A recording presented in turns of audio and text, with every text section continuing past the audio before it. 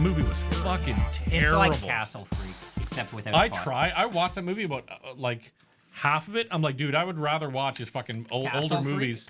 No, the Crimson Peak. Even though it was filmed in Kingston. I would rather fucking watch one of his fucking like first movies, like Devil's Backbone and shit, that are all in Spanish and Kronos, than watch that shit again.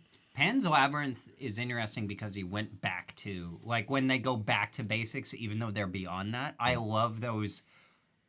They described it on the Rewatchables with Will Smith going back to do Men in Black 3, the whole, I need to go back to my roots and do something relevant again, either artistically or commercially, in order to prove that I still got it to myself. So it's like he had done a whole bunch of, like he did Hancock, big hit, and then he tries to go for the Oscar too early. He does Concussion, that misses. He does 7 pounds before that, of course. That doesn't do it. And then it's kind of like, you know what? I have to do a big blockbuster shit.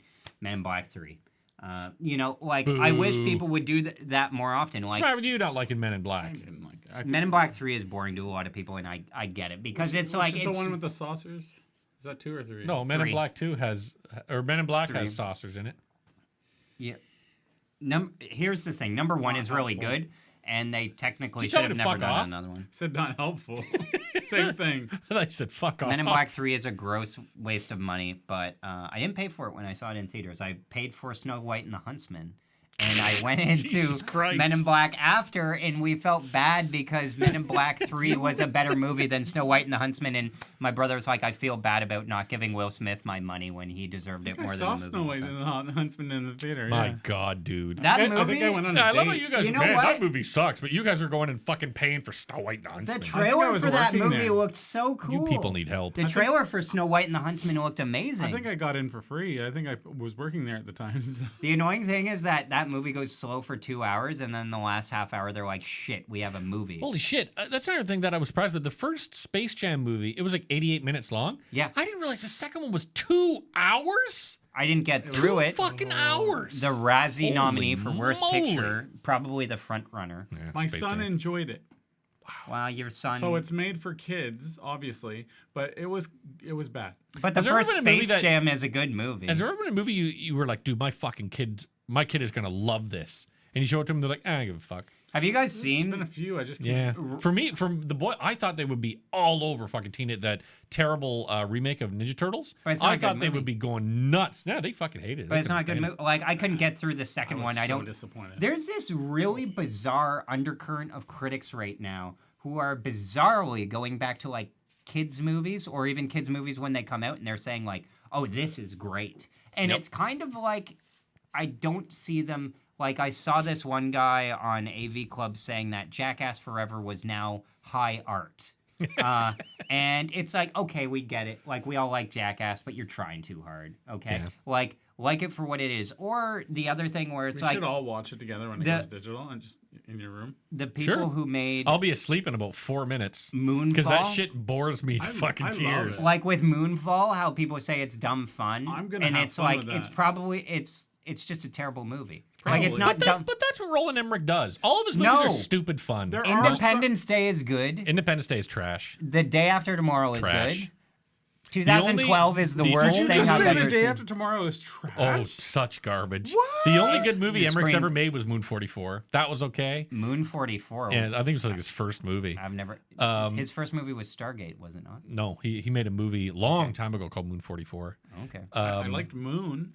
Moon was wonderful with Sam because that Rockwell. was Duncan Jones. What the fuck happened to him, eh? Right? He does. Did you guys see Mute? I watched it during the pandemic, and I was just like, which I'm gonna have to stop saying now. I watched it during the pandemic because now it's encompassing. The pandemic is just gonna be forever. Yeah. Welcome to Hour of Sour, episode 11. Mm-hmm. I didn't do any of the homework, so. So we can just talk. I did. Well, I'm gonna ram through my ram through it. TakeThisDick.com. Top 3 romantic comedies. Number 3. I got it's one. A comedy movie. It is a romantic movie as well, and it balances the two. It's very funny, and you can do that when you have Adam Driver in it. Any women that are watching, Will is the romantic of the group. You betcha. We're married. We're not supposed to be romantic. So I was super excited. He's single. He's allowed to be romantic. So I enjoyed The F Word, a.k.a. What If, Rob which loves is a bullshit. The F Word. Yeah. Daniel Radcliffe, Zoe Kazan, Adam Driver, Mackenzie Davis. And it's just basically like two people meet at a party, they become friends, things get in the way of them not proceeding in their relationship. There's something there, maybe there's something there, there's a lot of push-pull there. It's nicely well written. It does fall into the sin of every single thing since When Harry Met Sally, where it tries too hard to have that witty banter back and forth. Oh, it's like us. Yeah. But it's a very romantic, and the romantic moments are done very well because they're dramatic. There's one scene of hijinks. Yeah. It's good though. It looks Like the romantic movie. German. Yeah. So Germans can be romantic. Yeah. I was trying to think. Racist. Well, by the way, to go back to IchLiebeDick.com. I was trying to think of. Oh yeah. That's how you say I love you in fucking German. I was trying to. Ich liebe Dick. Fucking look it up. That's how you fucking say it. Mark my fucking words. This is why I can't go anywhere with Rob. Because I keep on yelling out, Ich liebe Dick. I'm sorry, we're interrupting your list. When we were watching Resident Evil, by the way, me and my brother, we were trying to think of a romantic comedy. Somebody who had been in both a Paul Thomas Anderson movie, a Paul W.S. Anderson movie, and a Wes Anderson movie, and the closest we could get was Jude Law, who was not in a Paul Thomas Anderson movie. First, I was thinking, would Mila Jovovich fall into that? No. Paul Thomas Anderson? No, nobody, because she's not a good actress. She looks nice though. She's good. I like her as Alice in Resident Evil. But anyways, back to rom-coms. Anyways, I like it. So I'm sorry, it's the funny. F word. Yeah, the F word. It's called What If in America because the MPAA are sore losers who thought that foul implication of the F word, we draw the line. But gun violence when somebody shoots somebody and blood doesn't come out. That's okay. Are you somehow insinuating that a group of 90-year-old white men that have no connection to society anymore could improperly rate things that we watch on television? They don't like bullying. They don't like smoking. I kind of get smoking in a way for different reasons. No, if you watch a fucking movie and you're watching Indiana Jones and Indiana Jones is smoking, that doesn't make me go, fuck, dude. I'm going to start smoking. How about the fucking fact that Jaws, but it's not needed. Jaws got a PG rating? That's ridiculous. It's not. Smoking isn't needed. That's make the your thing. Character cool. But that's not why they're fucking smoking. He smokes. But kids are going to see that. They're going to look it up on the screen, and then they're going to think, I've had that's kids cool. long enough to go that, you know what my fucking boys do? They watch Dipper from fucking Gravity Falls, and they want to be just like fucking Dipper. You know what I mean? I but don't if you buy show that for a cool badass character, and there used to be a lot of them, if you see John McClane, that's cool. But if you're extremely manipulative and what do you mean if? But if you can be easily manipulated, absolutely. I guess for me, I'm not easily manipulated, so I don't buy that for a second. So watch Barfly, and I'm like, you know what? I'm gonna start drinking. I watched Leaving Las Vegas, and I'm like, I'm gonna do that. Watch The F Word. Great performance by Daniel Radcliffe. If I get to fuck Elizabeth Shue. Adam Driver is hilarious. I've fucked a shoe before. Fuck off! He's talking about the F word. It's just as foul as this language, except funnier. Ellen Mastai adapting his play. I think it's called Toothpaste and Cigarettes. I think my favorite Daniel Michael Radcliffe Dowse, movie who's has to be Swiss Army Man. It's so much fun. Still haven't seen it. It's supposed to be good. Fucking love it, man. All right, number two. Number two is don't say Love Actually. No. 50 First Dates. My Best Friend's Wedding. You guys are high. I like My Best Friend's Wedding because it does an interesting thing. Oh, I'm sorry. I'm thinking of A Big Fat Greek Wedding. Yeah, that was boring to me. But My Best Friend's Wedding does this thing that I think movie stars are best at. That's really a function of art and commerce coming together, is when you need somebody to sell essentially a bad character. You get a very charismatic, big movie star that everybody knows and loves, and you challenge that persona by having that character play them. Julia Roberts' character in My Best Friend's Wedding is essentially the antagonist in terms of villainy. She's the protagonist of the show, which is about woman and her high school or college friend who make a pact that when they turn 28, which I am now, when they turn 28, if neither of them are married, which is super fucking early, by the way. I know early for... But back in the day, they thought women had to get married at like fucking 19. But still back in the day, like this is 97. Like fucking West Side Story, he's proposing to Maria when she's like 14 years old. That's like a generation. Like for Gen Xers even. For Gen Xers who aren't married, like you'd consider, people still consider we're still in the late 30s zone of being you're not married. A lot of people think I got married. I got married at 30, and people think I got married late. Yeah, and how old you got married? My parents got married my dad was 30, my mom was 25, and I will say I remember on the bus in elementary school. How old you are? Are you 37? Yeah. I got married 10 years ago. So you'd be 28. Oh, there. It's basic math. You're the age I am now. So how come you're not fucking married? Because I have a pact with a girl that we met on. So you're just patting right now? That's all me and my wife are doing. Heavy patting. On the school bus when we were in elementary school. We promised each other, and it was before I saw this movie. Shut up! He's talking about this movie. That if we didn't get married by the time we were 40, then we would marry each other. So my number was 40. My number was 40. Yeah, I'm holding out for this. She'll get married at 39. You'll be like, bitch! No, here's what's going to happen. She'll get married in like 2 years because everybody like that. And then she'll get divorced, and I still won't be married by then. Oh, there you go. You'll call her up and be like, so that pact. And she'll be like, who is this? Mm-hmm. Divorce that motherfucker. I'll have money by then. It won't matter. Anyways, so no, just COVID. she plays a real Julia Roberts, probably her best performance. Have you ever found Julia Roberts attractive? I never have. Yeah. But I like her. Is the thing. I'll say that she's likable. She's attractive. I never bought her as I never bought her as like I haven't seen Pretty symbol, Woman. But as Vivian, who she was in Pretty Woman. But like I always found her charismatic in that way, like likable. She seems like the kind of person who would be your friend in high school. Yep. Yeah. So, anyways, it's a good movie, good performance as well by Cameron Diaz. Plays an interesting character. That's kind of like a passing of the baton for that short time that Cameron Diaz did movies, but of course, never not on that level. Dermot Mulroney, the lifetime boyfriend of the week, always plays it. My mom loves him. Good role by him. It's well paced. It's funny. It has these strange musical moments because the director of Muriel's Wedding, I'm not sure if you've seen it, P.J. Hogan, directed it. So it's like forever and ever, I give you my heart. And they play a Dionne Warwick song at a seafood restaurant, which has a piano. And it does not do... What seafood restaurant doesn't have a piano? That's exactly. right. And the guy's playing it with the lobster claws, and they're all singing. Anyway, it's an infectious... I want some goddamn seafood. Joy movie. I call my Xbox Series S Ivory. What? Mine's big, large tuna. Mine's... Or large white tuna. TasteThisDick.com. Anyways. Get it into everyone, asshole. Get it into everyone. It's a well-paced movie. It's rom-coms when they were at their peak. Julia Roberts it's like a coronation because she had a few career stumbles.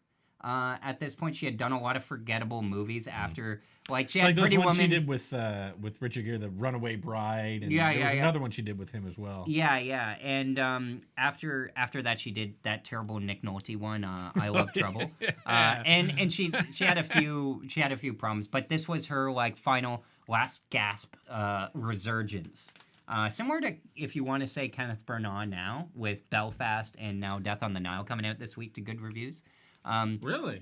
Yeah. That first one I didn't care for at all. Yeah, well, it wasn't a good movie. But anyways, my point is, it's a good movie, My Best Friend's Wedding. It holds up today. I would argue it's weirdly still transgressive because of its ending, which I won't spoil. Yeah, don't spoil it. But it resists the rom-com formula and rides it up until that point. So it's very enjoyable in that regard.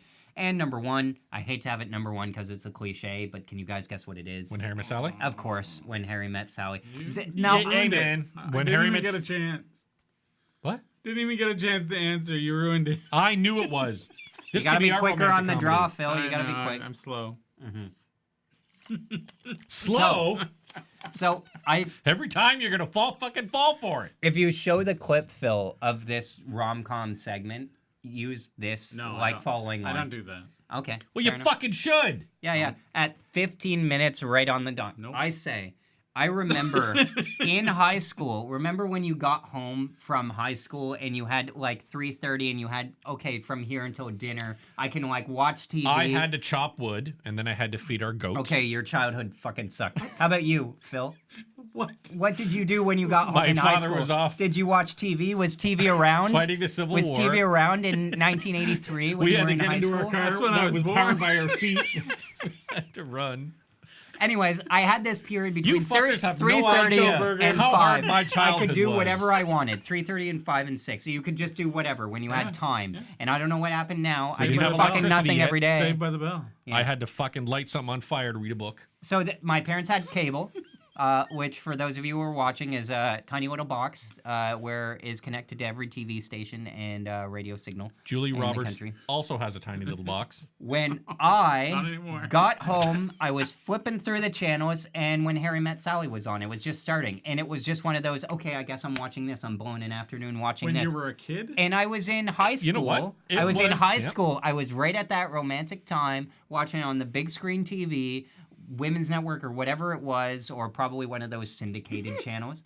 And I'm watching it, and it's like, oh, in 2 years, I'm going to go off to college. And that's where the journey starts for these characters. So it was kind of Billy like Crystal, flash you forward. can buy him big guy going I to cannot college. fucking buy Billy Crystal in this movie for a moment. I- He is too fucking ugly for Meg Ryan. What a magic of movies to show you that somebody like Billy it shows Crystal you that could get women care more about what do you call it? What's the thing that we're supposed to have? Sense of humor than they care about looks. I can't which is get good over- My because mom I'm ugly. says Billy Crystal gets more face in his head every year that he ages. His forehead gets so fucking big. And he looks not believable at all as a college student. Meg Ryan, for fuck. damn sure. Yep. And she's so great in this movie. And the dialogue feels so natural. And it's a perfect example, more than the other ones on this list, By of Nora Ephron. collaboration of Rob Reiner and Nora Ephron. The thought of you coming home from school, high school, and turning on the Women's Network. Because I knew when Harry Met Sally was something like, there are these movies you watch when you're 12 to 18 years old where you haven't seen them yet. And Also- yet they're still on cable that you can rate. Like, I've seen The Fugitive. It's on When TV I- for 20 years. Would come home. I, similar to Will, was the only person that was home. I was, I want to say maybe between 11 and 13, around that age. So this would have been I think I like know where this is early going. 90s. Yeah. But what was I masturbating to? What was coming on? The orgasm You- scene you from were When Harry about- Met Sally? Nope, it wasn't a movie. You know what it was? Oh, They okay. would That would have been a great City answer. TV would replay the workout, the girls working out in the spandex and That's shit. so lame. They would replay it. Man, I lost more DNA to watching those girls fucking work out. My carpet could have been a crime scene with I how much can't- fucking DNA was sprayed all over the place. I can't believe, like, it's so weird to imagine somebody, like, growing up in teenagehood without the internet. Like, Right? It's. I mean, like, Yeah. I can't imagine it because I it was remember. like, I remember when going on the computer was like a thing. When I was but- masturbating to fucking VHS stuff, I would have to, masturbate and then rewind and be like jacking off while rewinding at the same time. It was bullshit. Do you think? I got a not Playboy, but a Penthouse or something. Magazines some kind never of did it, porn from yeah. a friend. Magazines who never did it for me. Took it from his, who knows, his dad maybe. See, now he's like, this is disgusting. Yeah, I don't want yeah. to fucking be part of this. that was my tape. You didn't get to go on Pornhub and go random video, blah blah blah. Stepbrother comes in. I did anyway. like some So Playboy. your stepbrother had to give you? No, that was. I got He magazines gave some myself. later. That was the joke about porn being. But huge I will with say, A step family porn. friend bought me Maxim magazine once. That was funny. Maxim's not porno. I know, but it Well, was it like can it was be. just like a Oh, joke can it? because It he had to deliver it publicly. Not so. technically, but Anyway, it's like you With watching the When Harry Met spandex Sally, girls. I will say with when Harry Met Sally, it has a lot of great things in it. So I can The totally understand why it's structure of number it I one. love. But there is one line or one scene in When Harry Met Sally that, as a guy, you think is hilarious for the exact opposite of why a woman The thinks it's table hilarious. scene? No, for me, it's when they're walking. He's explaining how guys have like sex dreams. It's like Sure. fucking them and coming on their face and blah blah blah. And she goes, I'm sure that's how he said it. A guy comes up to me. Oh, what's he look aggressive. like? And she goes, aggressive no, Billy he's Crystal. He's like a kind of faceless guy. Okay. He comes up to me. Yeah. He rips off my clothes. Okay. And that's it. He goes, a faceless guy comes up to you, rips off your clothes, and that's the same sex dream you've been having for the past 20 years. And I laughed. I'm like, that's so stupid. And then my wife was like, why? It's not about what's happening. It's about how you feel when that's happening. And that's what Meg Ryan's trying to get across. But how does she feel? It's the passion, all the oh my God, this man is ripping clothes. It's all, that was one of my first in a series of many that are still continuing to happen. The huge differences between men and women that you take for granted. Men are very physical. We want to touch tits. We want to touch stuff. We want to see exactly what's happening right in front of us. Women, it's all emotion. It's all in their brains. That's why when they're masturbating, they have fucking candles and scents and fucking vibrators and pencils and erasers and all the other shit they use for masturbating. Well, they put effort in. But you know what I mean? But don't tell them about your candles. There's a lot more kind of imagination that goes into it. For a guy, it's like, show me a porno. I'll jack off, stare at the computer. Just get it over with. The worst is when it stops and then you see yourself reflected on the screen. It makes you hate yourself. Yeah. But that's then what a guy does. What you jerked off to, and you're like, oh. I hate myself. Let me ask you guys this, because Rob Reiner was going to make this movie with a different ending where they don't get together and they end up as friends. But he found love along the way. He made the movie initially because of his friendship with Nora Ephron. But do you think it would have been a stronger movie had they not got together? No. What do you think, Phil? Man, that's a hard one. I will surprise you and say I've never watched the movie. For God's That's sake. kind of not surprising because I was half expecting you not to see it, but it's great. It's the definitive rom-com. It's like an entire life. Have you seen Master of None season 2? No. I will say there is a movie, one movie I like better when it comes to romance than When Harry Met Sally. And it is the James L. Brooks movie, As Good as It Gets. Fuck that movie. It's Love boring. that movie. Nope. Boring. Nothing happens. As Good as It Gets is so good at capturing someone who hates themselves. Joker? What's his name? Jack Nicholson. Is he in it? Yep. Yeah. He plays the Joker in this one, He won an Academy Award for it. It's probably the next to The Simpsons, the best James L. Brooks written movie I think I've ever seen. Broadcast News is better. Broadcast News is fine, but William Hurt ruins it. William Hurt kind of ruins everything that he's saying, except for History of Violence. Or Altered States, maybe. Is the Accidental Tourist good? I've never. I believe it's William Hurt and Gina Davis. Yeah, I believe.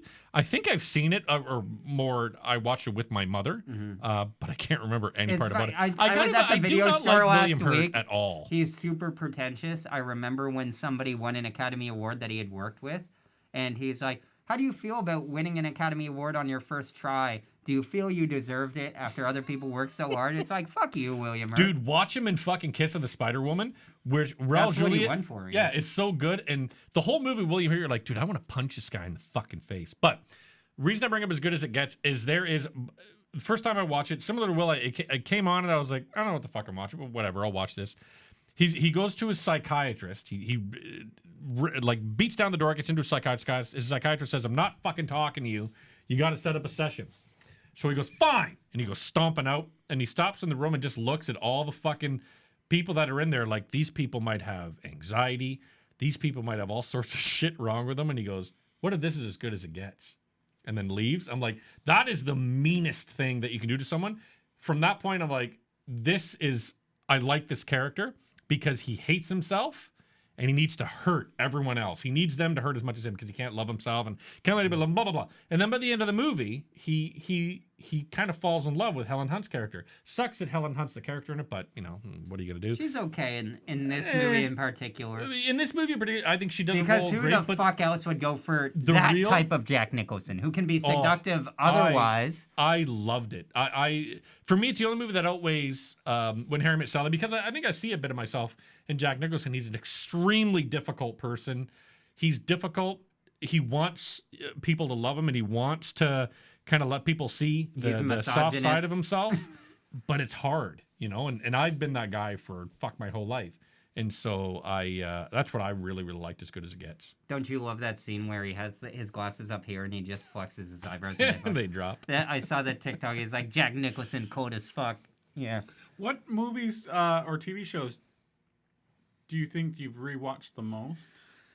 There's two Or that can. There's two that come to mind. That one's from 2002 and 2003 because I was like 9 and 10 around that time. I'll say 3. Number 1 is Aladdin because I remember watching it. Movie. I thought it was a TV show. Movies or TV shows. I watched it when I was a kid, and then I watched it, just because I had the Sega Genesis video game, too, that I beat. It was probably the first video game I ever beat. And I only just recently figured out that the Sega version and the NES version are 2, like, completely different games. Really? Yeah. And so that... And then I remember there was this girl that I really liked in grade 7, 8. And I was... the one with the pack? No. Okay. Was she Indian like Jasmine? No. Although there is a girl that I knew in high school who reminded me of Jasmine, but she is neither one of those people. Anyways, so she the one this with the pack? person in grade 7 and 8 that I liked, and it was like the first person where you intellectually or like emotionally engage with them, like that kind of crush. Mm-hmm. I'm like, I had no idea I could feel this way. So I watched. Because it was the height of Disney subliminal messages and stuff like that, I watched like A Whole New World again and again and again and again. I don't know. And then, and then I think I rewatched it when the Forgettable Disney remake was out, which was okay, aggressively okay, kind of bad. Yeah. It could have been better. But as an adult, But yeah, no, what can I still you rewatch over and over, or have rewatched over? So there's that. There is Signs, which I like a lot. Although last time I watched it, didn't hold up. I watched it a lot as a kid, and then Finding Nemo, which I haven't seen again recently. But there's that, and then there's of course the stalwarts. You got Die Hard, you got The Fugitive, and you got Happy Gilmore. You go. Sliders. The TV show. The TV show. Do you have it? So you pop it in the DVD player? Or I had it. I had the DVD, the whole set. I think it was 4 seasons. They were like these monster sets. They're like they didn't have much in them. They had like 4 CDs or something, DVDs in them, but they were like these thick ass things. And then if you collected them all, you'd be screwed because later on they put out the thinner ones. Yeah. And now it's all digital. So I went through that. I'm thinking Stargates, all like not universe. That thing. Oh, awful. I have no idea what's. I watched half of the movie of Stargate, and I've never watched anything SG1, else. the series, and Stargate Atlantis. Love, absolutely love. Are you a Battlestar Galactica guy? The remake, like the new one, the main series that. Is that from the late 90s, early 2000s? Was there one from 2005? There's one way back. Yeah, the 1978 version. Yeah. But then 2005. So the one with Starbuck as a woman. The one with Edward James Olmos as Captain. Because Starbuck is a. I always want to call him Captain Nita, but that's Star Wars. Captain Stand and Deliver. Did you know that Edward James Olmos was supposed to be Captain Picard, and then when they decided, nah, Edward James Olmos isn't the right guy for it, or no, I'm sorry, he said no, I don't want to be tied to a TV show. They said, all right, let's change it around a bit. They made him French and gave it to Patrick Stewart. But yeah, it would have been Edward the James most Olmos. English guy imaginable. I was thinking just this last week. Remember in the first episode of Picard when he randomly brought up Dunkirk because that was probably a movie that Alex Kurtzman saw that week. I hate everything about that Picard show. It makes me so I thought sad. you were gonna say Dunkirk, and I was like, I like Dunkirk. I Fuck hate Dunkirk. I hate Dunkirk, the movie so much. It was I so loved it a lot. Picard is, and even Star Trek Discovery. It's such a celebration of shitting on everything I like. So that's kind of what Rise of Skywalker was. Before it's shitting we on everything I reiterate liked the about same Star Wars. opinion that you bring up every fucking week now, get to the movies that you It's rewatch. Star Trek. We're not. Oh, you didn't say a movie that you like. Well, I'll add one shit. Oh, the Jurassic Park movies. I know you're on board with that. Yeah, I am. I like all of them. Like in different ways, but I like them all because I love that universe. I remember I was like 11 or 12. I was like 11 when I saw Jurassic Park 3 at the drive-in. I'm like, this movie's awesome. I thought you were going to say Jurassic Park. I like how short it is, and then only now do I see how frustrating it is that it wasn't a better movie. But it's still fun. Yeah, and I remember watching watching Spinosaurus. That thing was fucking. And yes. Don't you hate how people like fucking? I can't believe the Tyrannosaurus Rex didn't win. And it's like it didn't fucking. It's like there was a bigger fucking dinosaur that existed. Chance. I like the new one where they're like, oh my god, where are we going to go to? And Bryce Dallas Howard is running in her heels. to some cage, and I'm like, well, they're clearly getting the fucking T-Rex. And I remember they opened thinking, oh, it's great to see T-Rex, but I remember how many people were in our audience were like, oh, what? I'm like, it's because they were hoping for it. But they're all these movies they all revolve around the T-Rex. So I remember when I saw that, I was much like, so. yeah. I thought it was fun. The T-Rex and the raptor, that's it. Like, you'd think they would branch out with dinosaurs. They did. They had the Spinosaurus, and then they killed him.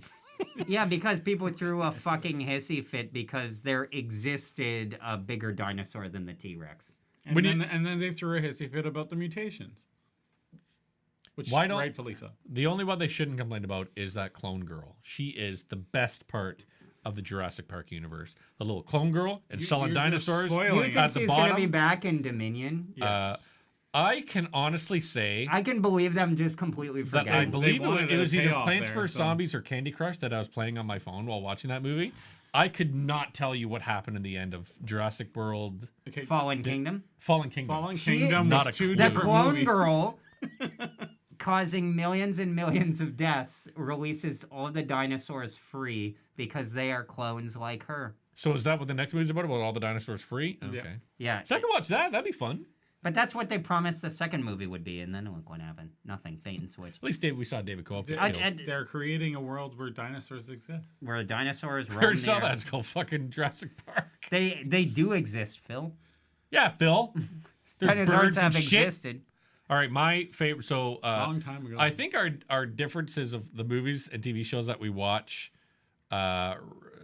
repeatedly really come out in our different personalities. So for me, I still see us as three generic white men. One television show that I watch, I could probably I know exactly what season it's from, which episode it is the Beavis and Butthead. Oh my goodness. Not surprised. I would watch Beavis and Butthead non-fucking stop. I've actually never seen an episode, but we always used to watch it we saw previews for it and people making fun of it. Or you watch like the videos on TV, where they talk, I very much disliked it. Fell in love with Beavis and Butthead It's odd that immediately. they're not that hasn't been revived. They did. They revived it for a single season, but it felt like it doesn't hit like wasn't that recently? Yeah, it was about like 3 or 4 years ago. Okay. The other show was the X-Files, the original X-Files up to season 6. Which is, in my opinion, X-Files effectively ended when Mulder got taken away. There's a couple of decent episodes in there I've looked at. I love X-Files is one of those shows that I've like memorized them. Peacemaker's father, Robert Patrick. They do Roadrunners is a good episode where it's just them. On that note, I want to mention, and I wonder... Do you have a movie, Rob, though? Yes. This is related to what you just said. On that note, I want to know if you were into Sci Factor or Outer Limits. Oh, that's a good one. Definitely Outer Limits. I never paid attention to Outer Limits, but I would watch that before watching Sci Factor. I love them both. Like those would be in that category. When I was younger, I would watch them over because it was cable, right? Like you were mentioning, it's like you have to watch what's there. You have a limited amount. You miss it, it's gone. Outer Limits was like a scary show, but it wasn't really scary. But it was scary to me because you're a young kid. It was just like episodic things like Black Mirror. Yep. So did you guys watch Goosebumps or Are You Afraid of the Dark? No. I watched it, but I wasn't big into it because I was just like. I think it hit a younger crowd like you. Yeah. I was in my That's early like people 40s. who are like, oh, 90s kids will remember this. I saw this the other day. And it was fucking Life with Derek, which I find hilarious because I remember kid in the same grade asked me, hey, do you want to go to the mall? The cast from Life with Derek is signing there with autographs. I'm like, this is fucking stupid. Like, Phil of the Future was like cut off for me, and I recognize that as being stupid as I was watching it. I only watched like half the season. My favorite is when you see shit like Stranger Things. Now, Stranger Things is a fine show, not well because done, of the 80s nostalgia. The people who are showing off the 80s nostalgia in Stranger Things were born in the late 90s. It's hilarious to see people try to say, man, you know what fucking decade was awesome? The 80s. And then you talk to people who lived through the 80s.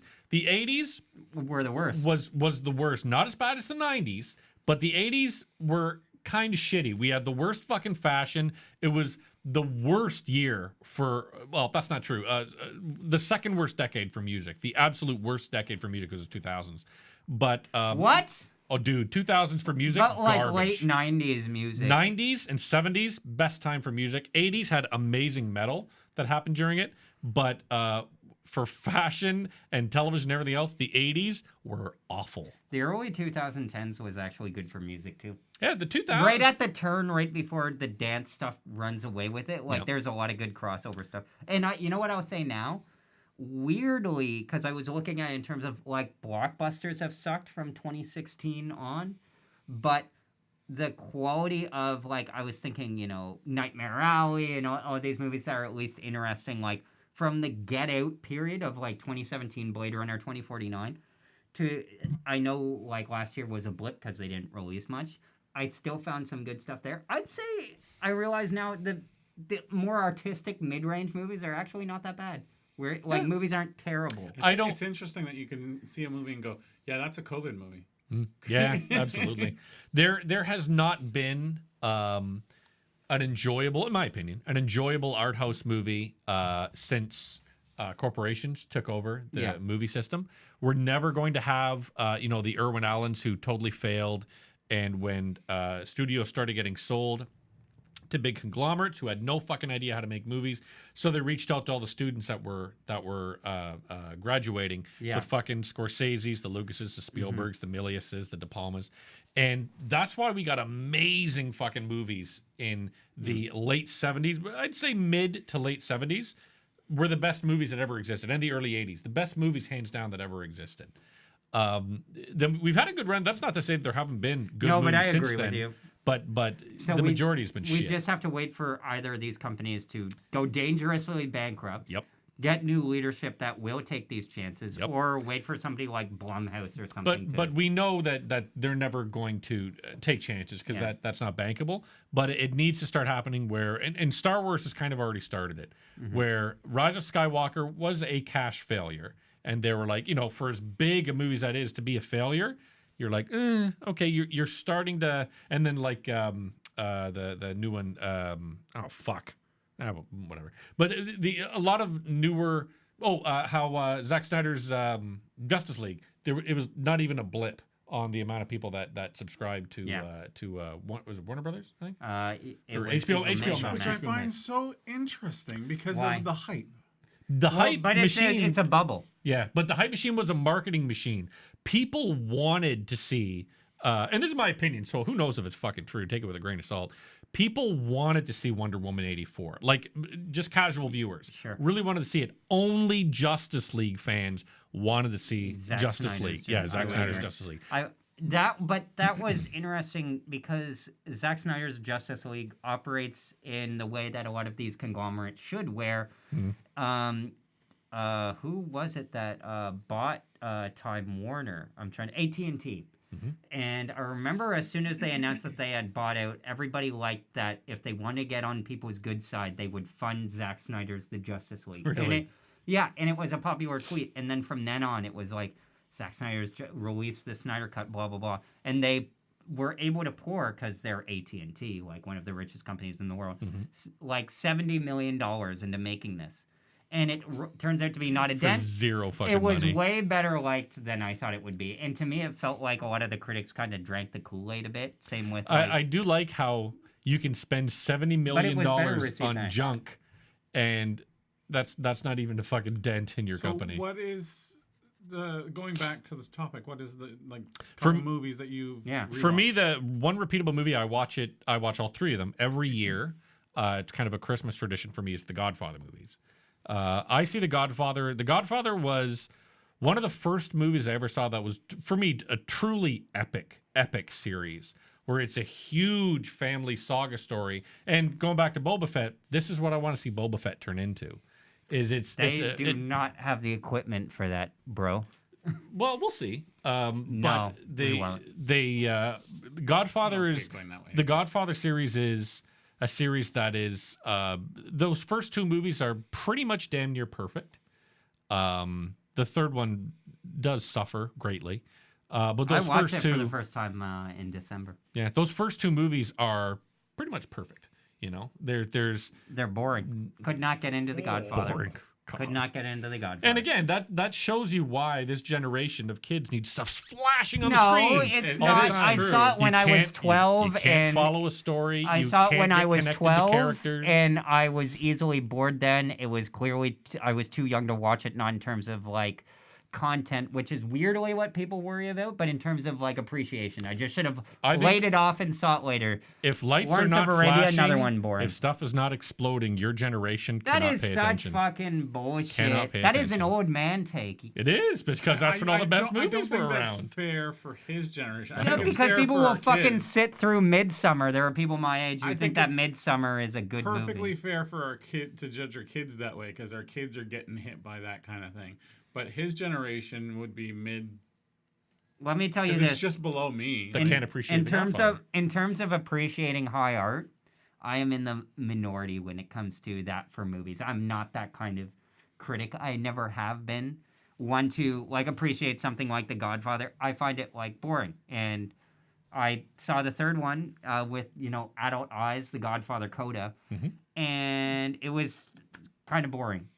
And the interesting thing is that I saw, and I think we discussed this on an earlier episode, that Anita Sarkeesian, who's like a feminist video game critic, she started reviewing movies, and she reviewed Die Hard, gave it a positive review. It's like, I don't agree with this, but it's excellent. And then there was another movie which she negatively reviewed, and all these nerds lose their shit on it, because apparently this one person who came on Twitter this week for the first time is a threat to their film taste if they don't like what they like. Yeah. And my brother said that's the kind of criticism we need, because if a movie isn't opening up itself to every kind of criticism, then it's not growing in appreciation in art over time. I will tell you that if you ask any other film fan my age who's not me, they will like The Godfather. I will not. I'm in the minority. I would strongly disagree, and I think it's because just the way that cinema has gone, to be able to sit and watch a movie like Barry Lyndon, like Lawrence of Arabia, like The Godfather, haven't seen Barry Lyndon. It's too much dedication to not action happening on screen. Rob, I saw at the same age The Great Escape. That's a long 2.5-hour movie. I really enjoyed it as a kid. What Rob's kind of getting to, I think, is people that like the Sound of Music. The theater industry, or it's not theater industry, the movie industry has changed people and the way they view movies. Not just a generation, but pretty much everyone. We go to the movie and we expect action, action, action. Well, no, maybe you do. I don't. Most of the time, like, people want it right away. It's like when I go try. Speak for yourself, man. That's why I say I. When I try to watch an older movie, sometimes it comes off really slow at the start because they build up slow back then, and now you can't do that. It's really difficult to do that. Yep. You can if the writing is there, though. No, you can't. You can't. Like, you guys say you like these movies. You guys aren't dead. You still watch movies. A Godfather movie again. But you can make those shitty Avengers movies all the time, because just keep on throwing shit at the screen. The Irishman came out 2 years ago, and everybody fucking loved it, even though it's boring. Irishman is not one of Scorsese's best, but it's a good movie. It was also released on streaming, so nobody had to pay for it. You could not put a movie like The Godfather in the cinemas ever again. Here's the problem. That's the same reason why people say, oh, you could remake something like Blazing Saddles. Okay. You never could. And the reason you can is because a lot of people who go to the theaters now could never understand or appreciate the humor that's in Blazing Saddles. For Irishman, that movie cost $200 million and went from Paramount to Netflix, because Netflix was in the same position that AT&T was, where they were like starving for content they wanted to be taken seriously.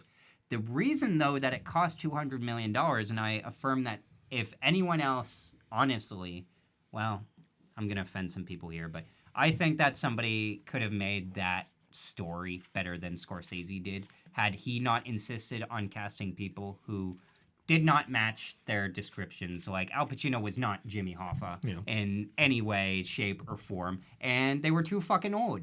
And people like to delude themselves into thinking that, oh, the $100 million they spent on CGI somehow saves the movie, or it kind of works once you settle in. No, it doesn't. If you want to insist on something, I think it then becomes a self-fulfilling prophecy because nothing happens in Once Upon a Time in Hollywood till the end. That's a 2.5-hour movie. No, I I disagree. greatly enjoyed The Hateful Eight. That's like a locked room, very slow-paced movie. That's a 3-hour-long movie. So I'm telling you that as long as there are storytellers who want to tell those stories, people will still watch those movies no matter what age. It will exist across time. It just has to be done well and for the right audience. Nope, totally disagree. I agree with Will, but I feel, but I feel like you're good. No, those are few and far. Leave it at that. Don't go any further. They're few and far between compared to the olden days when it was all done that way. But that's not the fault of consumers. It's the fault of people like Netflix who shove like, hey, this is what you want. No, You it's want this. absolutely You they want only- night teeth. They only do that because of the views. That's right. It's that same argument of people that would piss and moan that I want to go to mom and pop shops. Then you shouldn't have gone and fucking bought shit at the fucking mall because that's how capitalism, consumerism fucking work. Walmart. It's the same fucking thing with movies. You get assholes like Adam Sandler that are like, oh, look, I can fart. And look, all my friends and we're riding ponies and our stupid grown-ups Going movies. tubing. And people will go watch that garbage. But people will also go watch Uncut Gems, which is not a movie that I like a whole lot, but it's The point is another not example. that they're not going to watch it. Like there's going to be few and far between, but mostly we're going to get these Cheap garbage. action that's just throwing shit and pouring at your face like. That's Throwing porn at That's your my face. argument why you can Not actual never porn. make a movie that takes its time, that's slow to go into a theater. Like it The would Irishman. fail. The Irishman failed in the theaters. Was great on Netflix, but failed in theaters. No, did. it was released for a month and had a private showing on Netflix. That's Netflix's ball. But no, my point is like that you'll never be able to make It movies like didn't that even for play theaters where nowadays. it didn't even play here. do you Like mean it didn't was play here? Scorsese insisted on having a theatrical release, so they played it in like 4 theaters for 2 weeks and then released it on Netflix. So to say that it failed in theaters is inconsequential. Like I think No, it it failed did well. in theaters. It did great on Netflix. Okay, I'll look at it. I'm gonna be an asshole and look it up right now. That's what I'm gonna fucking do. Cause fuck this bullshit. I'm not gonna tolerate this bullshit. You can not tolerate it all you want. It's still not going to change my opinion. So if I come to you with raw numbers and say, oh, it had a super ridiculously high per theater average and did well, The same way that religion likes to come to me with raw numbers, and it's still all fallacy. Here's What your guys' religion problem. is giving you wrong numbers. Is that you guys Oh, can't they make up all sorts of the fucking numbers. truckers, right? because you guys can't Oh shit, we were supposed to talk about that. like We you can guys do it have separately. yeah, but you guys have To a problem. ourselves. I like how you're lumped in with me now. Originally, you agreed with them, No. but now you're lumped in with See, me. look at this. Because I I'd can be able agree to to check, different points. So I'd be able to check, but because Box Office Mojo is owned by Amazon now, they cut out like all of the information of grosses. So sounds they have like an missing excuse. grosses. Oh, Anyway, here's the thing: is that I don't think that whether it played in theaters or not anymore is even like in consideration. We're beyond that, and as well, not every movie has to make $100 million to be a success. You look at HBO agree. Max's Yeah. release plan now. You look at what they were trying to do with and failed to do with Zack Snyder's Justice League in terms of adding new viewership. And they were asked at the end of the year, well, what do you think about that strategy of releasing everything on HBO Max? And they said, well, it's weird now because we had to get used and know what metrics to look for in terms of not dollars spent, but engagement. That mattered to us. So you look at, for example, Microsoft no longer counting sales copies, which I fucking hate, but them no longer doing that and say, no, we're looking at hours played and concurrent players. That's what's important to you. It's just at the the end metric. of the day, all so- they have to look at is subscription numbers. Yeah, exactly. So the metrics have changed and the platforms have changed, but the players are the same. Like you can still make those movies. You could still make, if somebody wrote Blazing Saddles today, it would get made. Nope. Somebody would make it. It might be now like an A2. it would might be an unfortunately A2. be Adam Sandler. It with might the be an ridiculous A24. It might be an A24 movie, or fine. it might be a 20th Century Fox movie or 20th Century Studios. But I'm telling you, if somebody wrote something that good, Hollywood's starving for good content. It can be made. I just think you're looking at an audience that is going to enjoy the quick pace of things, and But you're blanketing like everybody, like nobody enjoys a long movie anymore. This is why Netflix is doing their numbers the way they do. All they look at is, okay, is this popular based off the first couple weeks of views? That's basically all it is. Because they put themselves in that position. They're not interested in anything with a long tail, which is why they have such a huge problem with competing with shows on their own platforms that they lose, like Friends or The Office, shows that people keep going back to, as opposed to Stranger Things, where we all like it, but we'll all watch a season of Stranger Things and then never watch it again. Yeah. And that's the problem, because they don't like that long tail. There's no back end in their business model. They need stuff that converts subscriptions right away, and that's a position that they put themselves in. Yep. It's not the fault of the audience. But how much money are they making? It's working. Well, it's clearly not working for you guys, because you're like, well, nobody watched it and we're not getting Blazing Saddles. So, that's what you get. Who wants that? I'd take Blazing Saddles. I'd never. You know what though? I would. That's a good point. Oh my God, why did I say that? Because I'd never want those movies remade. Because to see those movies remade. Oh, see, with so much Netflix did not publicly disclose the figures that The Irishman made. There you go. Proves my point. They're not interested. Yeah, because it didn't make any money. Shady corporation. The issue that you're getting at, I'm guessing, with the Blazing Saddles is that so much would have to be changed that it wouldn't be Blazing Saddles. The jokes would be different, but you can't remake anything. The jokes would be that's different, what Gus Van Sant proved with Psycho. That's a good point. When he tried to do it point for point, and it didn't work. Yeah, I guess my point is that you could never make that shit again because the time has passed. Yeah, the time has passed. Also, you get the original. Man, You get the original, and it's so good that I kind of wouldn't want to remade again. I guess my point. What do you think of? What do you think of the movie First Man? I've never watched it. It's boring as hell. Yeah. Well, there you go. My dad and I didn't want to see it in theaters either. I watched it. I thought it was okay. I thought it was good. There's a lot to like about it. The score is good. But I didn't want to watch it. I asked my father about it, and he said, I don't need to see it. I saw it on TV when it happened.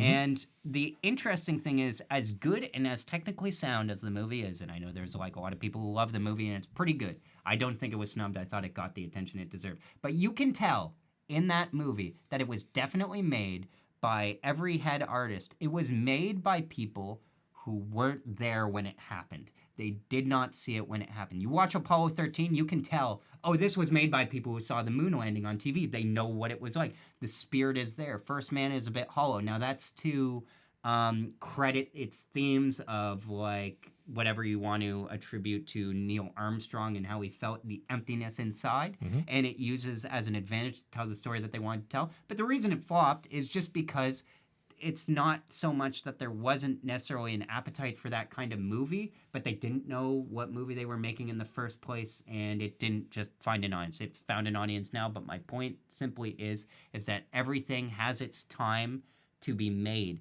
and if it's good, then people will want to make it.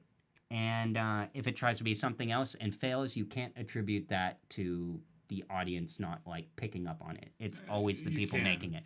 You can, just...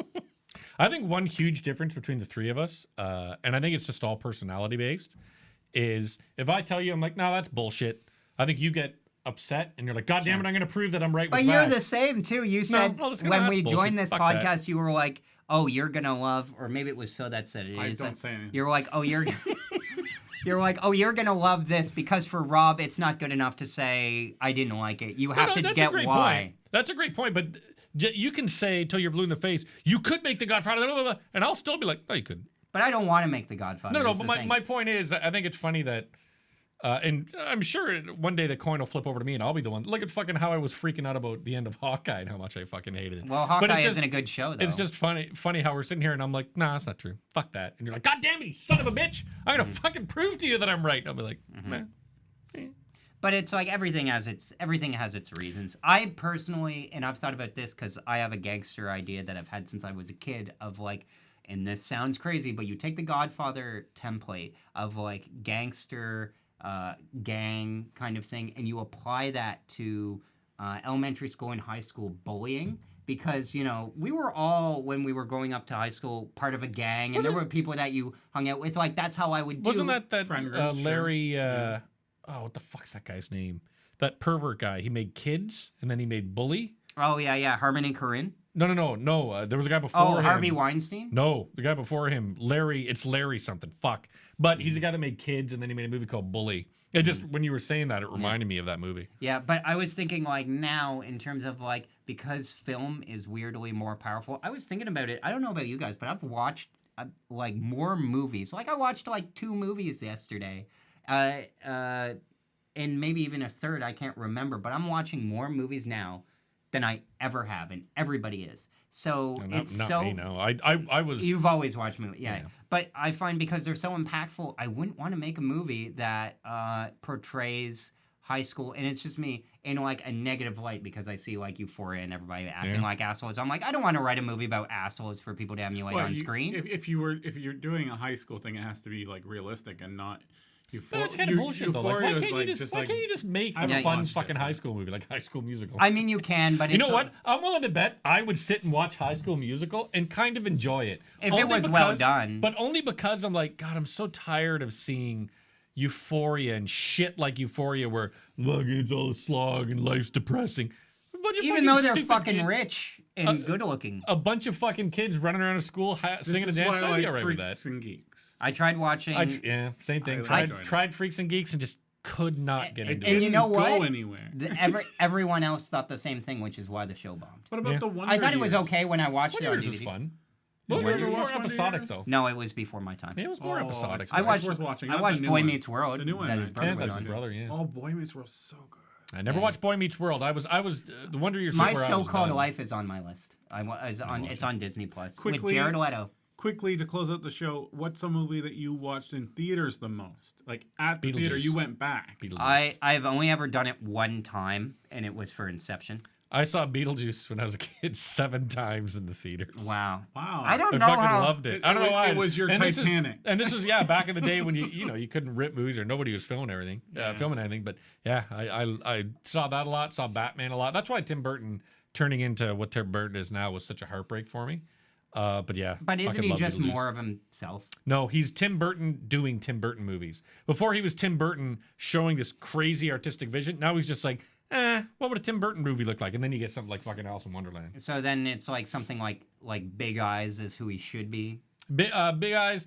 It was him trying to do Prestige, and it weirdly didn't suit him. What works in Big Fish is good, where he's being imaginative. The problem with Tim Burton now, he's not imaginative. But what anymore. about Big Eyes, about the painter with Amy Adams and Christoph Waltz? It was fine, and the dramatic part of it was good. I mean, I thought it was an okay movie. I want the Tim Burton that made fucking Beetlejuice. I want Edward the Tim Burton. Scissorhands. It's fine, and it works. It's a good, fun, little romantic, kind of sad movie, and for me the best Tim Burton movie ever, Batman Returns. But he just fucking sucks. I watched that for the first time during the pandemic. Yeah. It is not like there's no plot to it. Spectacular. It has an amazing. You know what? Batman Returns would make a better TV series than it does a movie. Nah, I don't think. Batman Returns has so many characters. Tim Burton's. It has so many characters. Is Tim Burton running on all cylinders, and then he makes Rise of the Planet Earth. No, I think absolutely in every way, artistically, narratively. What's the story of Batman Returns about in like 2 sentences or however short it is? Batman fights the Catwoman and the Penguin. Okay, but it doesn't like. Well, what's Batman the Dark Knight Returns? Batman fights Bane.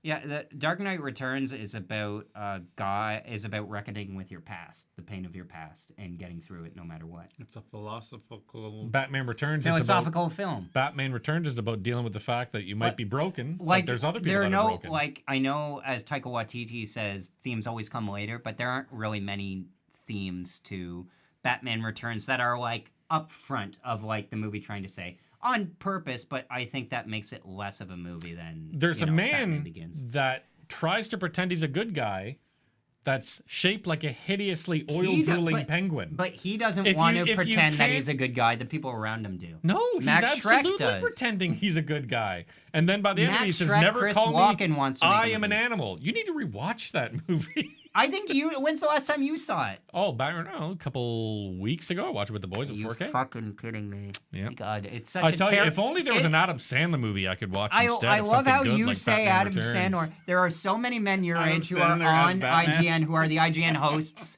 and they'll be like, oh, Batman Returns, secretly the best Batman movie ever. No, it fucking isn't. Not by any measure. No, and it does. And even though it has state-of-the-art costuming, makeup, production design, soundtrack, all of it is better, arguably, than any of the Batman movies have ever been. The only one at evoking mood. Batman but versus the Superman. Story that it wants to tell isn't worth shit. The screenplays are awful, and that will always fall apart for me. It's always about the story.